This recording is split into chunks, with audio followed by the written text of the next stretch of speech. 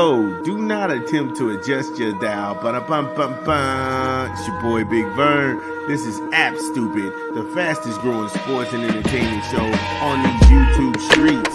You're welcome.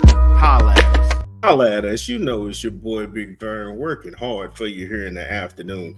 We just wrapped up upon this segment talking about the mystery man in Dallas, who everybody at some point said that this guy was a front runner for the head coaching job. Lies. Huge lies. So, like I say, this is the bonus segments. We're going to keep the show rolling because there was so much out there that we wanted to get to. Matthew Stafford. Why did his wife start this? Now, his wife, Kelly, she confirmed her stance on Matthew Stafford's retirement. Now, this comes from Essentially Sports. It's a website. I don't know, it might be virus-laden, however. But I was looking at the article from Kamal X, or however you pronounce it. Not to disrespectfully say that, but the piece was full of crap. And that's being nice. Now, after taking a beating in Philly, Stafford was very vague when answering questions about his potential retirement, leaving the door open for a return to next season. Now, I can admit when the game is over, there should not be any reporters wanting all of this access.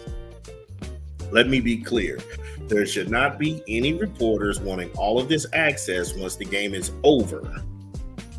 Because you're trying to process everything and you keep playing certain moments over in your head. So when people invade that space, they get an honest reaction. And that's what I mean. We're not asking questions to get insight. We want to know what happened this minute, this time. What did you see out there on the field? They're looking for sound bites. And paint you a different picture. It's like getting fired from your job, us normies. We got fired from a job and our boss sends us out to our desk to collect everything we can, but he also sends a group of reporters with us. And as you're putting your things away and you're trying to get out of this building, all of these reporters are asking you questions. You see where I'm going with this?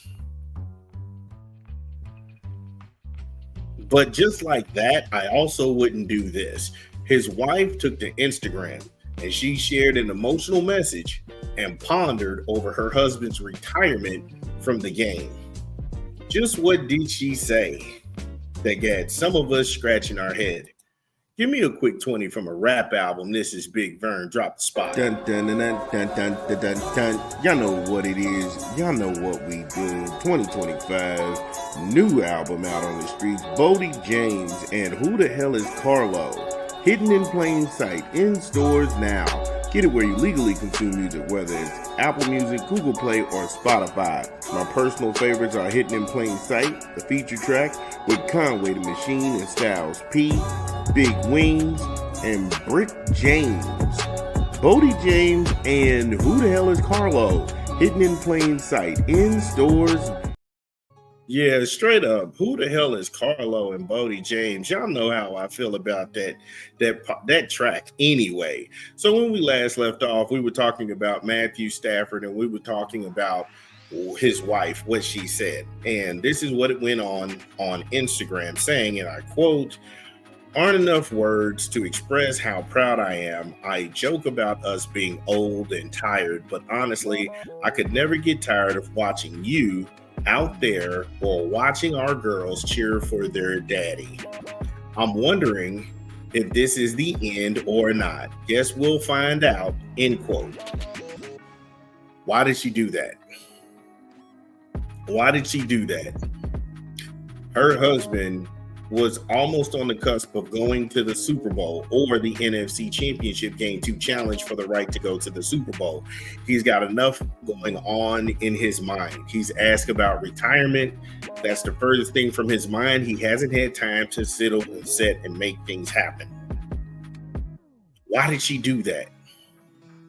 Now, if this was the streets, they tell you to tell your bitch that she's out of pocket.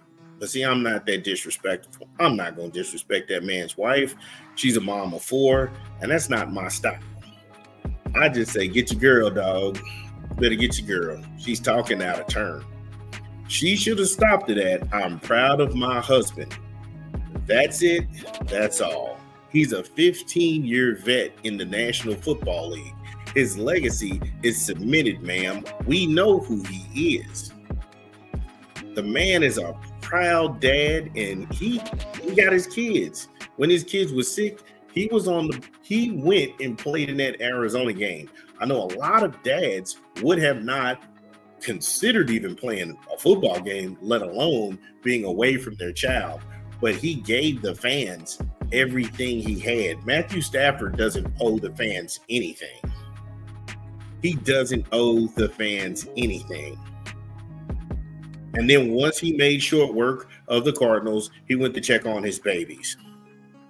As a father, I will tell you, these kids, they don't stay little long. They ain't little forever. And you don't want to miss too much. You don't want to miss too much, because those special moments and those milestones, you want those kids to look back and remember what it was and the joy they felt because their dad was there and they believed in them. Them babies don't care about fourth quarter comebacks or how good you can throw the deep ball. Them babies care about how active you are in their life after football. And I'm not saying that he hasn't done any of that. Don't get me, like I said, don't put words in my mouth. I'm only speaking from the father side of the street. Because as fathers and normie guys that are listening to this podcast right now, normie guys and fathers, we give everybody outside of our household, we give them all of us. Sometimes we come home in bad moods. Sometimes we got a lot to deal with on our plate that we don't tell our spouses. But at the end of the day, I cannot keep giving people outside of my house 100% of my abilities and my effort. So you do come last. My family comes first. My wife comes first. My kids are right behind my wife. I'm entrusted with being the head of the household. That comes with a lot of responsibilities. But just because I provide, that's not all I'm required to do. I got to lead. And again, I'm not saying Matthew Stafford is not leading. I am sitting here saying that for all that he has done and he's provided for his family adequately, he's made sure they don't have to work. Their college funds are paid for, and they will have money for generations upon generations. I am saying is that when it's come time for somebody to talk about my employment, if you ain't talked to me about it, you don't go to Instagram. If we haven't sat down as a unit and privately talked about this, don't go public with innuendos. This isn't the late 90s. You cannot say anything without a lot of people running with it. And if you are going to honor your husband, or if you're going to be a stalwart wife, you have to take correction. You don't speak before I speak. I'm the one running the ship. I'm the one who's making the moves. I'm the one who's put us in a better position in life. So until me and you talk about it, you don't go to social media with it.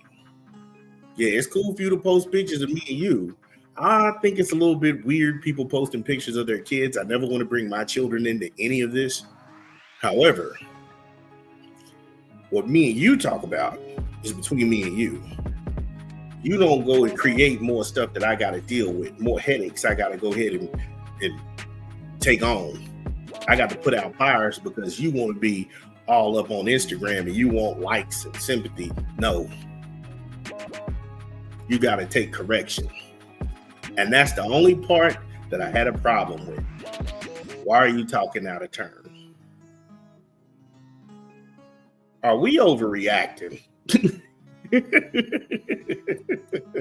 If you in the LA area and you're a Matthew Stafford fan, get in the comments. It's your boy Big